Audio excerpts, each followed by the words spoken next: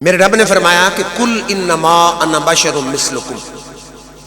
اب لوگوں کو بڑی غلطی لگتی ہے یہ آیت پڑھ کے حضور بالکل ہماری طرح ہے۔ اب میرا سوال ہے کہ اس آیت کا کیا معنی ہے کہ حضور صلی اللہ علیہ وسلم ہر لحاظ سے ہماری مثل ہے؟ دو لحاظ ہیں، ایک ہے احکام شریعت کا لاگو ہونا اور ایک ہے اعضاء کے خواص۔ نہ احکام شریعت کے لاگو ہونے کے لحاظ سے ہم آقا کی مثل ہیں، نہ اعضاء کے خواص کے لحاظ سے آقا کی مثل ہے۔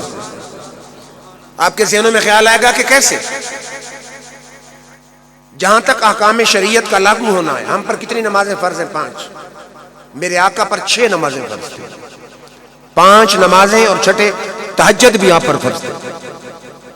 اب شریعت کا حکم ہے ہم سو جائیں وضو ختم، میرے آقا سو جائیں تو وضو پھر بھی برقرار رہتا ہے۔ حضور صلی اللہ علیہ وسلم نے فرمایا کہ اے میرے غلاموں، تم سوتے ہو، تمہارا دل بھی سوتا ہے اور تمہاری آنکھیں بھی سوتی ہیں۔ فرمایا جب میں سوتا ہوں تنام عینایا ولا ینام قلبی، آنکھیں سو رہی ہوتی ہیں، دل اس وقت بھی جاگ رہا ہوتا ہے۔ حضور اکرم صلی اللہ علیہ وآلہ وسلم کے وصال کے بعد آپ کی کسی بیوی سے عدت گزارنے کے بعد کسی کا نکاح نہیں ہو سکتا، اور کوئی بھی مسلمان جب وصال کر جائے تو عدت گزارنے کے بعد کسی بھی اور مسلمان کا اس کے ساتھ نکاح ہو سکتا ہے۔